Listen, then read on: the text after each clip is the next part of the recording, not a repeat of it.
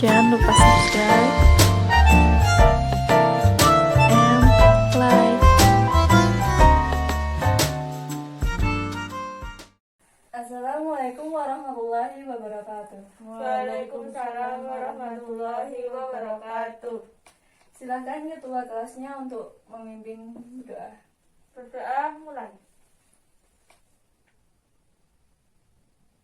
Selesai. Baik, pada pagi hari ini, adakah teman kalian yang tidak masuk? Nihil.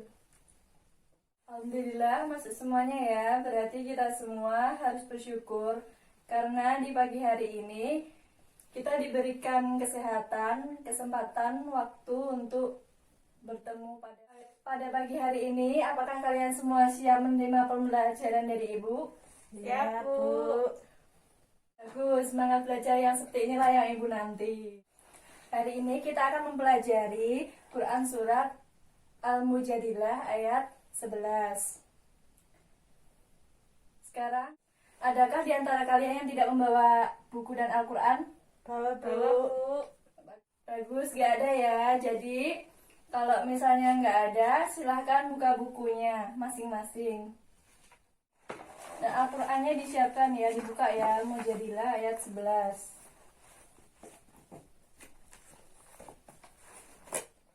Silakan. A'udzu billahi minasyaitonir rajim.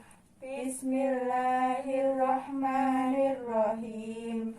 Ya ayyuhalladzina amanu idza qila lakum tafassahu fil majalisi fafsahu yafsahillahu lakum wa idza qila anshuzu fanshuzu yarfa'illahu alladhina amanu minkum walladhina utul ilma darajah wallahu bima ta'maluna khabir.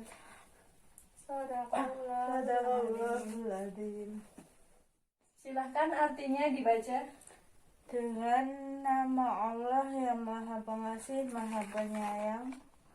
Wahai orang-orang yang beriman, apabila dikatakan kepadamu, berilah kelapangan di dalam majelis-majelis, maka lapangkanlah, niscaya Allah akan memberi kelapangan untukmu.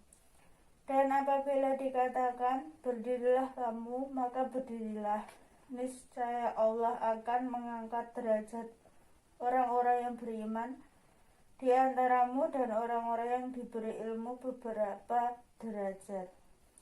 Dan Allah Maha teliti terhadap apa yang kamu kerjakan. Surah Al-Mujadilah menempati urutan ke-58 dalam kitab suci Al-Quran. Surah ini mencakup sebanyak 22 ayat dan digolongkan ke dalam kelompok Madaniyah. Surah Madaniyah adalah golongan surah-surah yang diturunkan Allah Subhanahu wa taala kepada Nabi Muhammad SAW ketika beliau telah berada di kota Yastrib. Kandungan Al-Mujadilah ayat 11 yaitu yang pertama, mereka yang berlapang-lapang dalam majelis ilmu akan dilapangkan atau dimudahkan pula oleh Allah Subhanahu wa taala. Yang kedua, mereka yang diseru untuk berdiri atau salat dan melaksanakan ibadah lainnya, lantas mereka yang melaksanakannya akan ditinggikan derajatnya oleh Allah Subhanahu wa taala. Ketiga, mereka yang memiliki ilmu pengetahuan akan ditinggikan derajatnya lebih dari mereka yang hanya sekedar bermain. Jadi anak-anak, di dalam ayat ini dijelaskan tentang keutamaan orang yang berilmu. Sekaligus menegaskan bahwa orang yang berilmu, pengetahuan akan diangkat derajatnya oleh Allah Subhanahu wa taala. Jadi, sangat istimewa kedudukan kita jika kita menjadi orang yang berilmu, baik di dunia maupun di akhirat.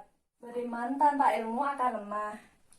Berilmu tanpa beriman, maka akan tersesat. Oleh karena itu, keimanan seseorang yang tidak didasari atas ilmu pengetahuan tidak akan kuat. Begitu sebaliknya, orang yang berilmu tetapi tidak beriman, maka ia akan tersesat. Karena ilmu yang dimiliki bisa jadi tidak untuk kebaikan. Mengapa Allah mengangkat derajat orang yang berilmu? Karena orang yang berilmu akan dihormati orang lain dan mendapat kepercayaan dari orang lain. Oleh karena itu, tingkatan orang yang beriman dan berilmu lebih tinggi daripada orang yang tidak berilmu. Tentunya dalam kehidupan sehari-hari kita pasti juga membutuhkan ilmu. Beriman tanpa ilmu akan lemah, dan berilmu tanpa beriman maka akan tersesat. Maka dari itu, keimanan seseorang yang tidak didasari atas ilmu pengetahuan tidak akan kuat. Begitu sebaliknya, orang yang berilmu tetapi tidak beriman, maka ia akan tersesat.